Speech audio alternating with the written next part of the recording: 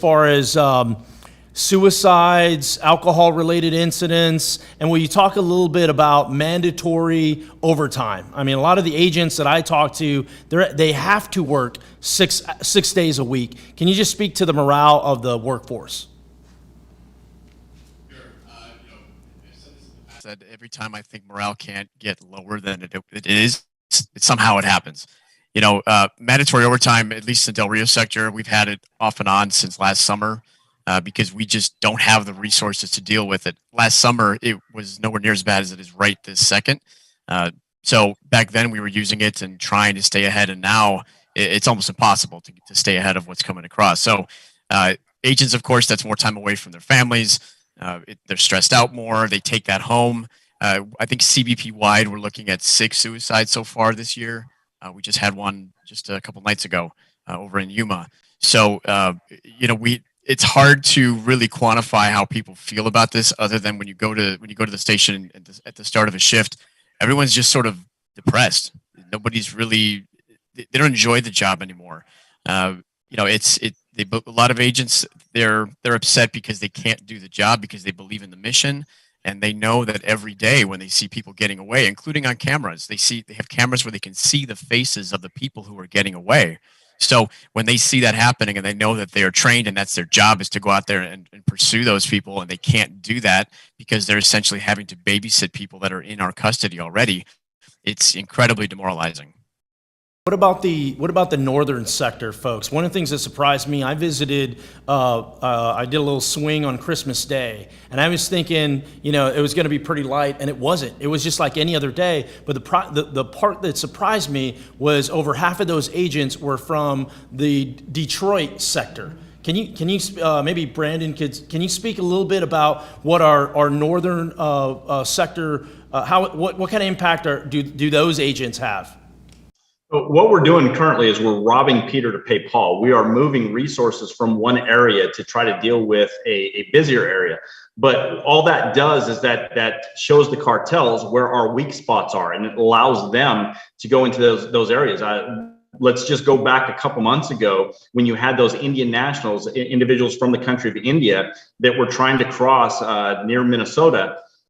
I'm sorry, the state of Minnesota. They lost their lives due to the frigid weather, and we wouldn't have even known about it except for the survivors got a hold of local law enforcement. We did not even know that they entered our country illegally. We did not know that they were in Canada trying to enter our country illegally. Now, those individuals, they died in the country of Canada, but the individuals that called the authorities, they were in the United States, and we didn't know about it until they contacted us. When you send resources from one area to another area, all you're doing is creating the gaps that allows the cartels to exploit our coverage. And that happens on the northern border, the coastal border, and on the southwest border. It happens on all of our borders. Thanks. Can you hear me, Brandon? I can, yes. Okay, good. Thanks, John, Chris, Brandon. Thanks, you guys, for being here, and appreciate all that you do. I just want to cover 2 quick things, and I know one of them's going to seem facile, but it's not meant to be facile. We are finally going to get a chance. The Border Security Caucus has Secretary Mayorkas coming in tomorrow, and there are so many. I have probably 4 or 5 pages of questions to ask him, but I'm wondering, besides one thing you guys talked about, and John, you really talked about it a lot, is that there is no plan for what happens when Title 42 goes away. Besides that, what would you have us put pressure on or ask Secretary Mayorkas about? The main thing that you must get an answer to is how many people are being released after their process for Title VIII. That's the thing that is going to open the eyes of the American public more than anything. It's one thing for me to tell you that it's happening. It's another thing for the Secretary of the Department of Homeland Security to actually be honest with the American public and tell them exactly how many people were released in the United States. You must get an answer to that. Okay, we'll do our best, and we got Chief Magnus has agreed to come in as well in a few weeks, so we'll take care of him too. Last question for you is, you guys have not mentioned terrorists today, and yet when a year ago at this time, I think you'd had already 4 times as many folks on the terrorist watch list had already been apprehended, and that was numbers I was given unofficially. What do we look like as far as terrorists coming in, and especially when we know that you got Ukrainians coming in through the POEs, and you also now have Russians showing up in Yuma and other places? But it's impossible for us. It's impossible for uniformed law enforcement to determine whether or not somebody is an actual terrorist. We take somebody into custody. Let's say that they're from Yemen or Syria or any of those countries that want to do us harm. When we take them into custody, once we find out that a name is on the terrorist watch list, we immediately contact both HSI and the FBI, and they take them out of our custody, and then they make that determination from there. The feedback is never given to the rank and file agents. It might be given to higher level management. I don't think it is, but we never receive the feedback of that. So it's really difficult for us to discuss whether or not we are actually apprehending terrorists. I would go as far as saying we're not apprehending terrorists, because the organizations are going to be very careful to ensure that an actual terrorist is not apprehended. And as easy it is to get across our borders, as porous as our borders are, they're going to be very effective at ensuring that people that are actual terrorists are not apprehended. So it's that old saying, if a tree falls in the forest and nobody's around, does it make a sound? Same thing with this situation. Yes, we have apprehended about 34 people, my understanding, whose names matched names on the terrorist watch list. We just don't know if they were the actual terrorists. Great. Thanks so much. Now you'll bet. Let's go to Brian, Chip, then Tom and Debbie, and then we'll let the press ask questions. Thank you. Brian Babin from Texas. Thank you so much for your service, my friend, and all the folks that are working under you. Just a couple of things. What are you hearing back? I mean, you guys have been very, very vocal, trying to keep DHS and Mayorkas from dispensing with Title 42. Are you just hearing crickets back? Because you said a while ago you're not getting any feedback at all. Was that what's happening? Yeah, John touched on that, so I'm going to turn that question over to John, but it's safe to say that we get no feedback at all. John, would you like to take that? Sure, that's right. When we reach higher than Border Patrol, the answer we get essentially is that we have a plan, but they just haven't shared it with us at this point. If you talk to Border Patrol management across the country, including at headquarters, they don't know, and of course they don't want Title 42 to go away either. So we are all unified on that front, and they're sort of in a better position because they have access to the stats and the information that Brandon just discussed that we don't have, like information about terrorists and that sort of thing. So they are in the same page as us in terms of expressing the desire to keep Title 42, and then assuming what eventually goes away, what is the alternative plan? Because no one, at least at the Border Patrol level, and nobody here with the union is being told what DHS intends to do. What about? Go ahead. Yes. 42. Title 42 is not just about COVID. Title 42, the actual code in the United States code of the laws, basically, it says for any health emergency. So the CDC could come in and say, these third world countries are bringing in diseases that we just haven't seen in this country forever. And they could declare Title 42 even if this pandemic were to go away. So that's what we're seeing from this administration. It's a complete lack of care of anything that is crossing our border, not just COVID-19. So would you say that this is a violation of the law that they dispense with Title 42 at this point in time? I absolutely would say it is. Violation of the law. Okay. And then also one quick thing, the USCIS bureaucrats are getting ready to, asylum officers are getting ready to take the place of immigration judges, where I think the result of this is going to wind up being every migrant coming over will be an asylum seeker, and we will look at rubber stamping for approvals of asylum. What is that going to do to the numbers?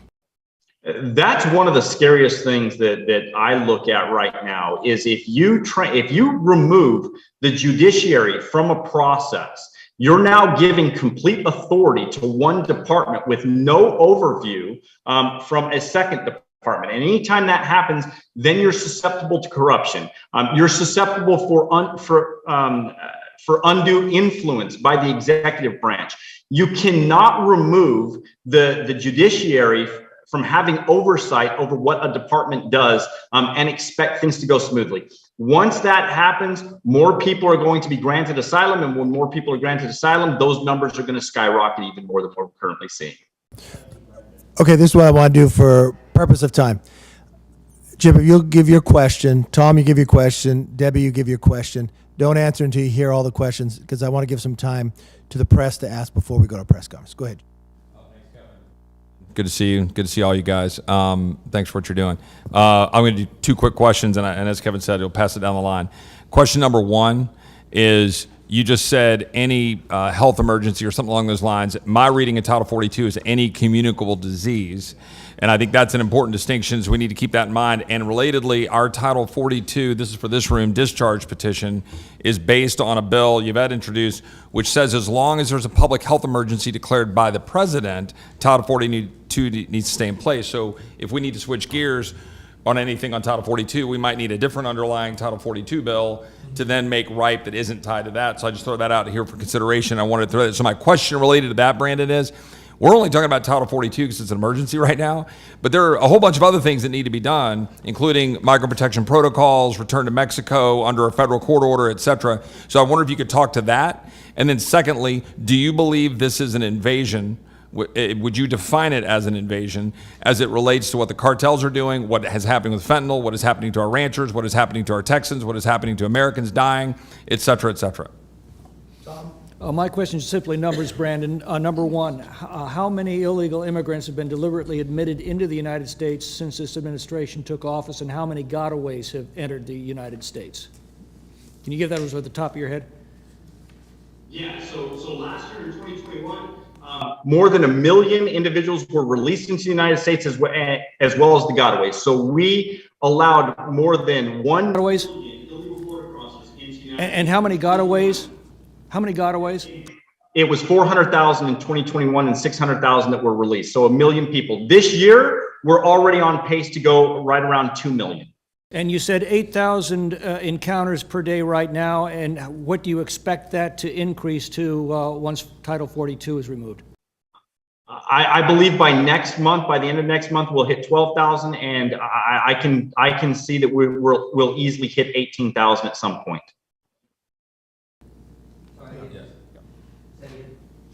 All of those being admitted, or virtually all?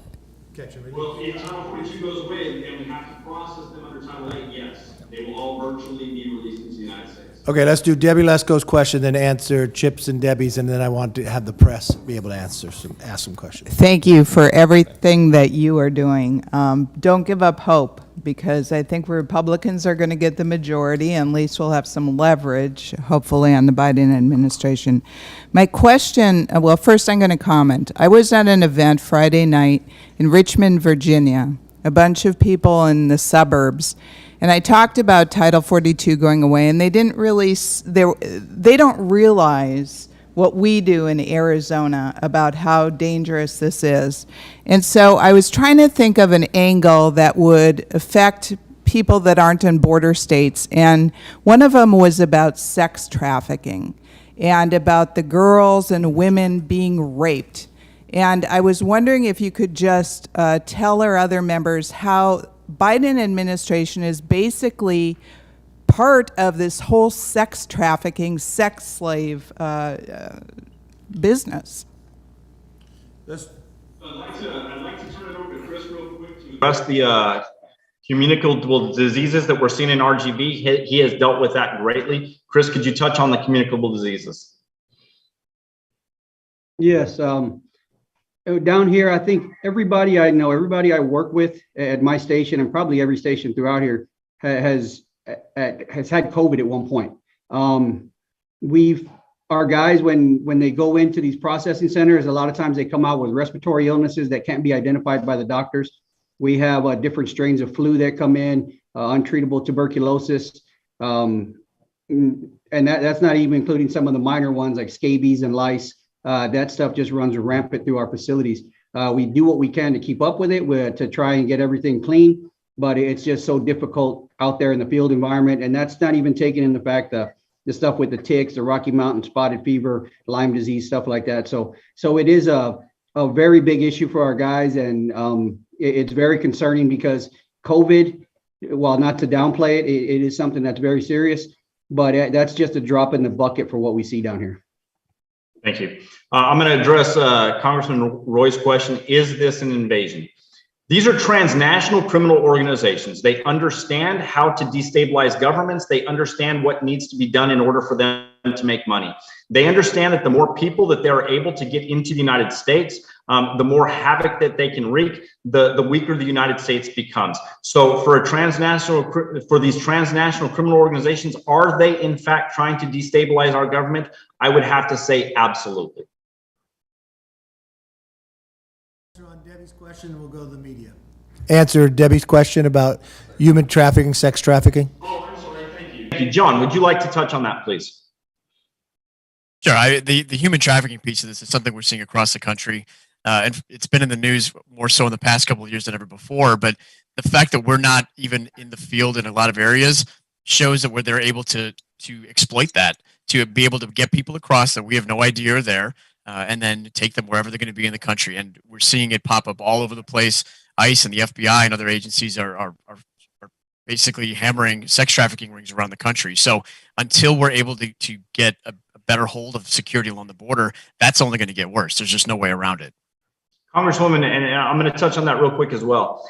If we see a young girl or even a young woman that is by themselves, the chances that they are being moved into the country for sex trafficking is very high, especially if they don't have a specific sponsor that is already here. We just had Senator Haggerty on the border this last weekend. His wife was there as well. We spoke with, his wife was there as I was speaking with some young girls, 13, 14, 16, one that was even 21 years old. Their demeanor, the way they act, how shy they are, clearly shows that there is a very good possibility that these individuals are being brought here into the United States and they are going into the sex trafficking industry. They don't know that. They don't understand that when they put themselves in the hands of these criminal organizations. And that's what's very frustrating to my agents and I. We have to deal with the fallout. We have to listen to the stories, and it's driven by liberal policies.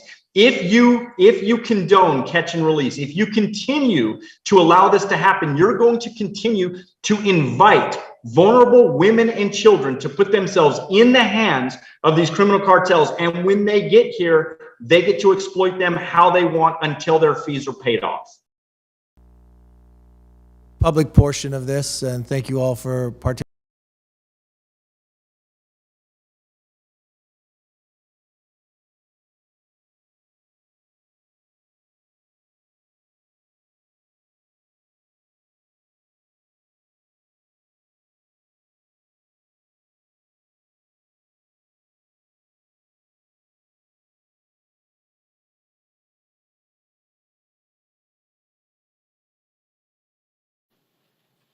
One of those light panels is like $1,000 in it.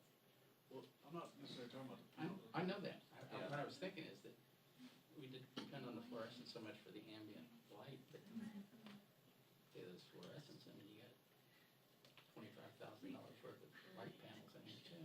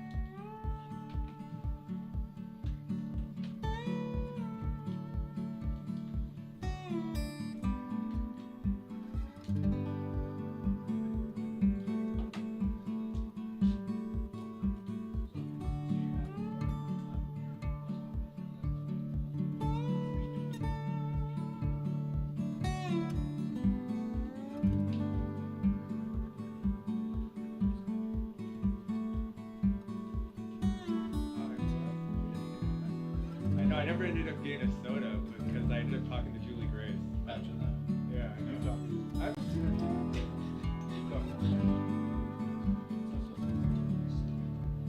It's alright, it's just a grumpy Rangers fan. See if all that money they spent paid off.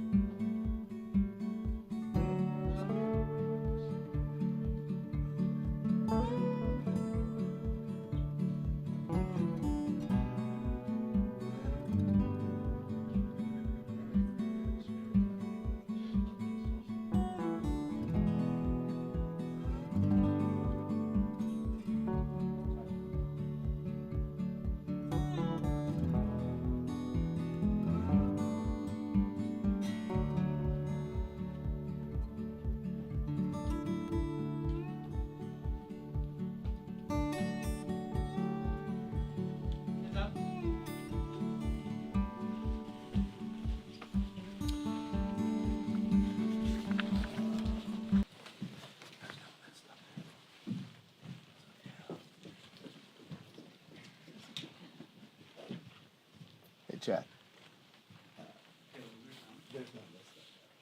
Yeah, there is sound? Yes.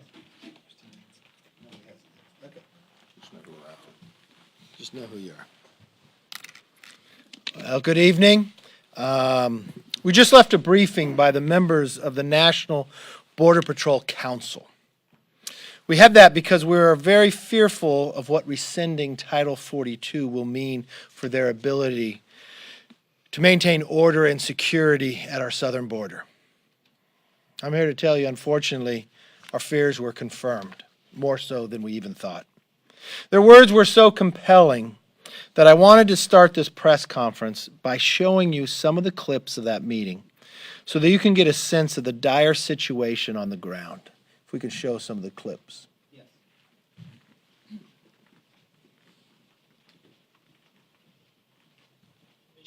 Coming together once Title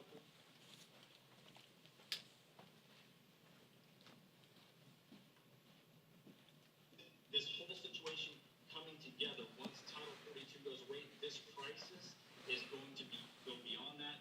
We are ultimately going to wave the white flag of surrender. The cartels are going to control our borders, going to create gaps in our coverage, going to cross more of their drugs, their fentanyls, and more of our U.S. citizens are going to die simply because this administration does not want to give the proper policies to protect United States citizens.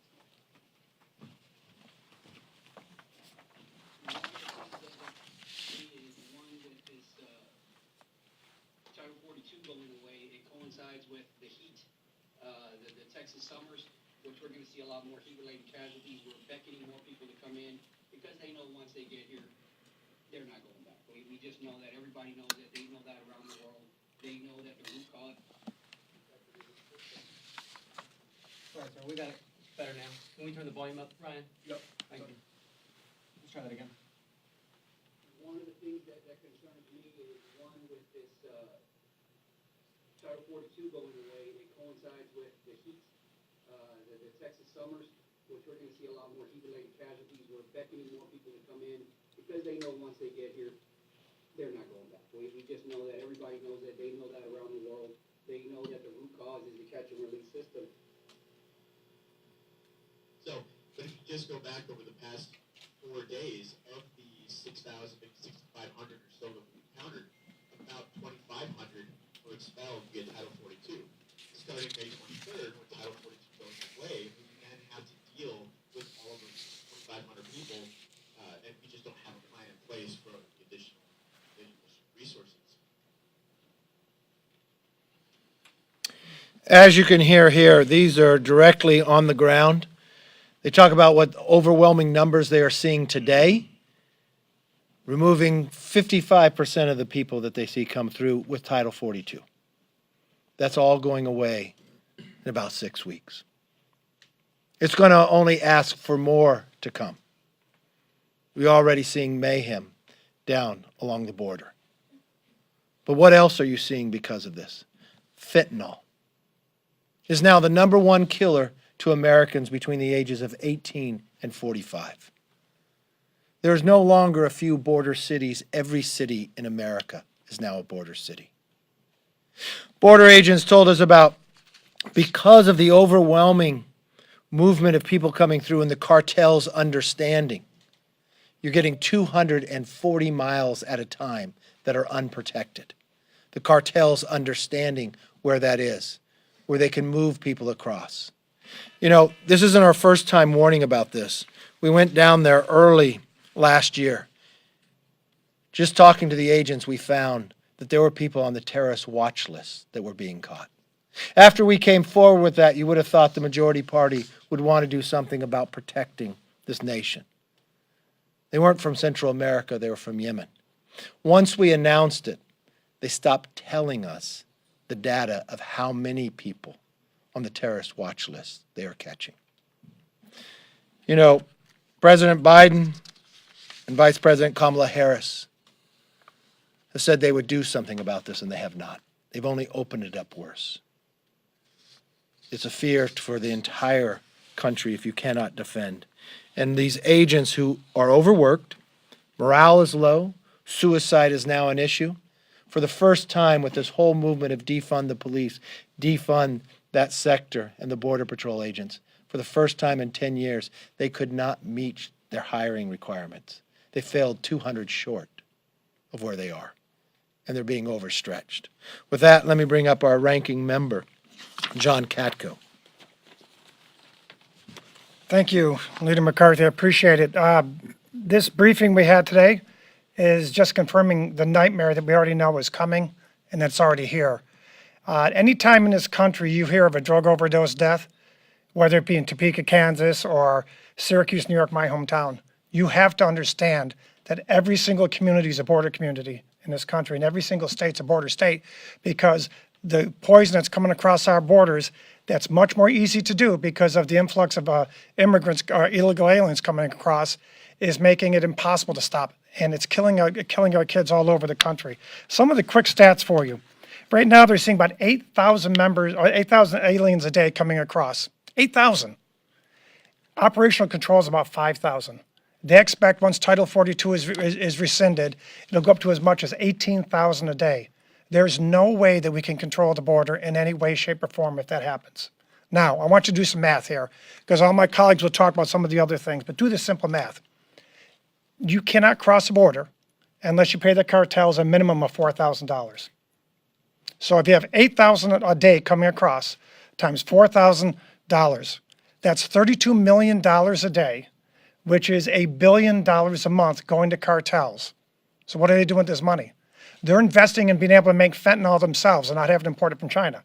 They're investing in cyber criminal activity.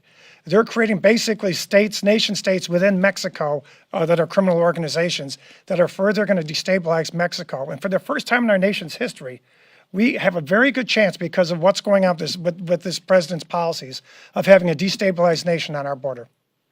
So it's far more than just the aliens coming across. It's far more than just the drugs coming across. This is a national security issue that's going to further get worse as this time goes on this summer. It's going to get much worse when they rescind Title 42, and it's a damn shame because our country can't handle it. And next, I want you to hear from Yvette Harrell. Harold, excuse me. That's fine.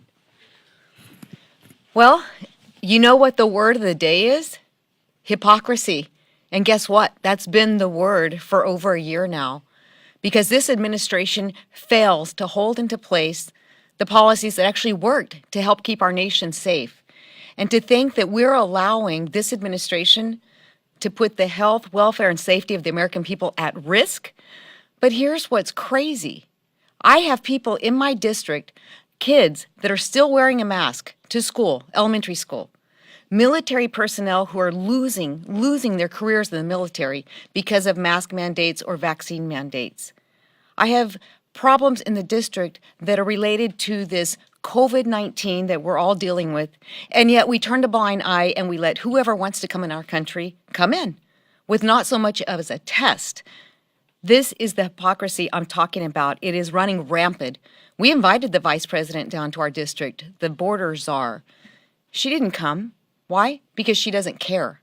We have met with more ambassadors in our office and probably everyone on this stage than she has, because we understand the importance. We understand the value of the American people, and what we're doing right now is unsafe, it's not smart, and there is no reason for it because we know we can keep this border safe. Now we've put more pressure on the Border Patrol and the communities in and around the border to where, like Leader McCarthy just said, every community is a border community. Americans deserve better than this. We can do better than this. We have to keep Title 42 in play. We have to protect the American people. And let's get away from using the word hypocrisy. We're tired of it. Americans are tired of it, and they should be. We can do better. And with that, I'd like to turn it over to Congressman Chip Roy. Thanks, Yvette. I want to thank Leader McCarthy for holding this press conference on such an important issue. John, for your leadership on border security issues.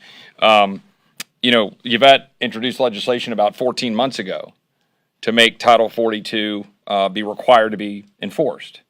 We filed a discharge petition a year ago. Now we're up to, I think, around 210 signatures.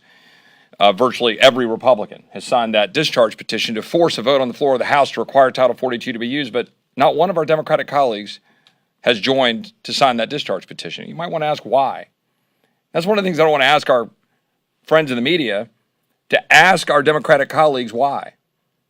Ask them if it's okay that 500,000 people came into the United States last year that were known gotaways, or that 700,000 people were released into the United States last year. Ask them if that's okay. Ask them if it's okay that right now in Texas on Interstate 10 or I-35, which runs up along the district I represent, or 281, which comes up out of San Antonio, or I-10 heading into Houston, ask them if it's okay that there's a little girl right now that's going to be taken and put in a stash house in Houston, Texas, because the cartels are moving her for profit to put her into the sex trafficking trade. Ask them if they're okay with that. Because I can tell you in Bernie, Texas, a suburb of San Antonio, we had 9 people in a car last year caught by local law enforcement. The person driving the car was an American citizen employee of the Cartel del Noreste of Los Zetas and was moving those people, 8 people in that car, to a stash house in Houston to put them into the sex and labor trafficking trade. One of the boys had paid $4,000 to go pick grapes in California.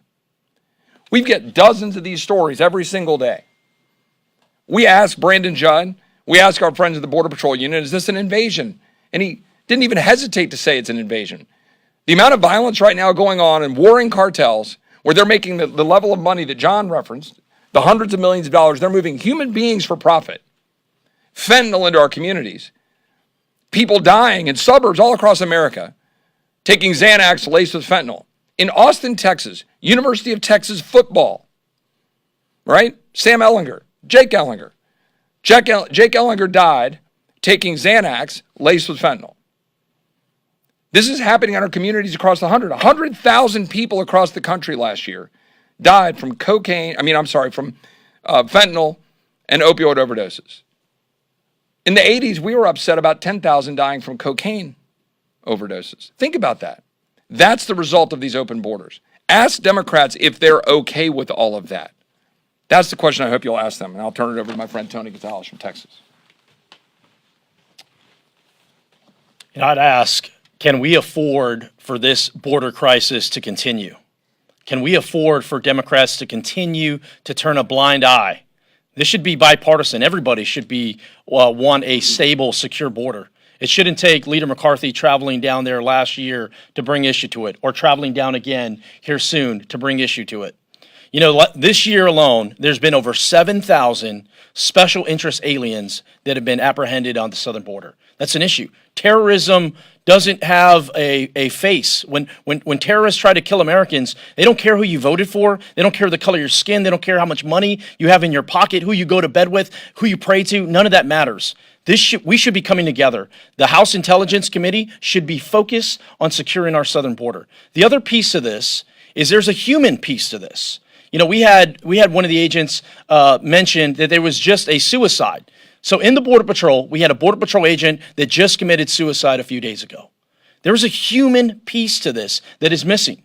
Last week, there was a 32-year-old woman from Guatemala that fell off the wall crossing in Tornillo, Texas, and she was unresponsive. She later died at the hospital. Oh, by the way, she was pregnant. 2 weeks ago, there was a four-year-old little girl that drowned, that was swept away in the river in Del Rio. Title 42 goes away, and these numbers double overnight. There should be nothing partisan about these deaths, whether they're Border Patrol agents, whether they're undocumented, whether they're migrants, it doesn't matter. This is something that we should all come together, and it starts here, and I would argue the Republican Party has a plan to do that on day one when we take the majority of the House. With that, I'll turn it over to Debbie Lesko. Thank you. I'm from the border state of Arizona. Border security is the #1 polling issue in Arizona. You can see it in the U.S. Senate campaign commercials. You can see it in the Arizona governor campaign commercials. And I tell you what, Biden just hurt Mark Kelly's reelection campaign by saying that he is going to undo Title 42. Biden and the Democrats have done everything they can to support totally open borders. Just think about it. On day one, he stopped funding the border wall.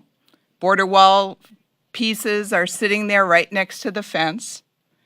Then he took away all of the Trump policies, including Remain in Mexico. And even though the court has ordered him to reinstate Remain in Mexico, I've been told by Border Patrol and by officials on the border that they're hardly doing it at all. So he's again ignoring the law. Now the one last remaining tool that the Biden administration had to have some kind of semblance of border security, he's now taking away. And so when the White House and Mayorkas say, oh, we have a plan, I know what their plan is. Open the border totally to anybody and everybody from any country all over the world, terrorists, rapists, criminals. This is the Democrat and Biden plan, totally open borders. I asked the Border Patrol officers in this meeting, what do they see with these girls and women being raped? And he said the Biden administration and Democrat policies are inviting the cartels to abuse and use vulnerable women and children that are then sold into sex slavery, and they're here for how many years being sex slaves. And our presidential policies are supporting this. This is outrageous, and it must end. And with that, I want to introduce Representative August Pfluger. What you're hearing today is a story of abandonment. It's a story of abdication of responsibility. It's a story of appeasing cartels and failed foreign policies. And I think many have noted that our president has not made a single correct decision on foreign policy in the 47, 48 years that he's been in office, and that's true when it comes to this crisis. You know, Secretary Mayorkas testified in front of the House last year, and he said that the border was secure. Yesterday, we had 8,000 people illegally cross the southern border. And what we heard from Brandon Judd and other Border Patrol agents today was that there are times in that 240-plus mile stretch that's completely unguarded because we have Border Patrol agents who are literally now being made into administrative officers. And there are times where we have no idea how many people and who is crossing our border. Why won't Secretary Mayorkas admit that our border is not secure? And I'd like to call on everybody here, especially in the media, to ask that question. When Secretary Mayorkas comes to this House tomorrow and meets with people, I'd like you to ask him if the border is secure. I'd like you to ask Secretary Mayorkas if he believes that it's secure. And if it's not, what is his plan? Because with the rescission of Title 42, the estimates are not 8,000 people a day, but 18,000 people a day. That is the impact, and that's the story of abandonment. That's the story of an abdication of the responsibility to keep our country secure, one which this administration has not done. Let's go. Questions? Yes, ma'am. Two quick sort of logistical questions. Number one, are you planning on holding any votes on like resolutions or trying to force any procedural votes? Yeah, as you listen to Chip Roy, it's based upon Yvette Harold's bill. We have a discharge petition with more than 210 signatures from Republican members. We hear Democrats talk in the press asking the president not to remove Title 42. This is their opportunity to bring it to the floor. So it really ends with them. The second question was, I thought I heard Congressman Gonzalez reference another border trip. Is the House Republican Conference planning another border trip? Yeah, I have a trip. We have never stopped going to the border. One of our first trips were just in last year around March is when we discovered we took a large group down. We discovered catching now people on the terrorist watch list, but they have been continuing. I would say almost 2/3 or almost every single member of our conference has been. And next week we're having the 4th to San Diego that I've been involved in. Yeah. And on the 19th with Every group has been sending people down. I'm going to have another trip that I take down and bring members later this month. But yes, you should go with us sometime. Yes, sir. Do you think Secretary Becerra last week in his testimony was fully honest when he said that Title 42 will remain in place so long as the folks at the CDC and others give us the facts and the science to show that in order to protect public health, they can and will use Title 42 to protect Americans, and the next day the announcement comes? No, I don't. And if you raise that question, the Speaker just extended proxy voting here in the House based upon COVID. I just flew with a mask on based upon the extension that they believed within COVID. Remember, Title 42 goes beyond just COVID itself. So there's a number of reasons why they should maintain it. Yes, ma'am. Do you think it's advantage for Republicans that Democrats are holding the hearing now on this matter? Do you think that this gives you guys a way to say that? I think this is too serious of an issue to play a political advantage with one side or the other. It goes down to the foundation of your nation. It goes down to the security of your nation. It goes down to the human trafficking. It goes down to fentanyl. There's so many elements to here. And you listen to a president who said that he wants to secure a border. So much that he put his vice president in charge, who's only been to it one time. To a president who's been in office more than 42 years, and the closest I've ever found that he came was in a car driving by El Paso. In a concern that numerous times from both sides of the aisle has asked this president to engage about the concerns on the border. Just his language, in our very first time down to the border last year, there was a line of individuals there, and Tony, correct me if I'm wrong, when we were talking to them, we asked them why did they come and how many days did it take them. They had been walking for more than 18 days. They said, because Joe Biden invited us. That's what they believed based upon his language. This was right after the inaugural. He can start by saying, don't come. He can start by using every avenue to secure the border. But on his very first day, he stopped the securing of the border with stopping the building of the wall. The only reason you still have remain in Mexico is because a court told them to do it, but they're not upholding it. Remember to the American public what Title 42 is. If you catch somebody coming across the border illegally, you can send them back to their country. Not everyone gets that, only 55%. You're not testing an individual for COVID, but you're sending them somewhere into America. It's a catch and release. How many people you think are going to be at that border next month? How many people have already started coming to the border knowing what May 23rd day is? And don't believe it's just Central America. They come from 160 other countries. We've had people from Russia, Uzbekistan, you name it, they're there. That's the concern. And who's making the money on it? The cartels who are becoming stronger. I remember having a meeting with Tony and some of his mayors talking about the number of days the schools had to be closed because of the shootouts coming across the border. It's like more than 40. Can you imagine kids going to school But the schools being shut down because of another car chase from the cartels, becoming more powerful. Have you watched some of the footage of what goes on just on the other side of the border? Looks like it comes from Ukraine. The burning of the cars. That's directly across from this nation. Yes, last question, we got votes. You all always talk about every state is a border state and how the issues connect, but do you feel like that the voters and constituents are connecting those? I think they are now when they sit back and look at every day a new person dies from fentanyl that had no idea where it came from, that didn't buy a drug that for fentanyl, but purchased something else, had no idea what's coming.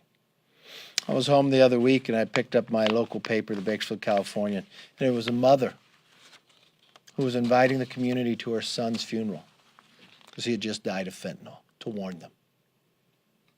Yeah, it happens in every single state, in every single city, in every single community. It doesn't matter how wealthy, it doesn't matter how good a family you are, it could touch them all. You just saw 3 weeks ago in Florida, 6 kids ODing. They're the very best kids. They came from one of our academies. 2 of them who OD'd didn't take the drug. They simply did what they thought was right to give somebody mouth to mouth because they went into cardiac arrest. And they did as well. That is how powerful fentanyl is in coming across with no knowledge that that's what was in it. So yes, every single city, nobody is safe because this administration is not securing our border. Thank you for coming. It's very important.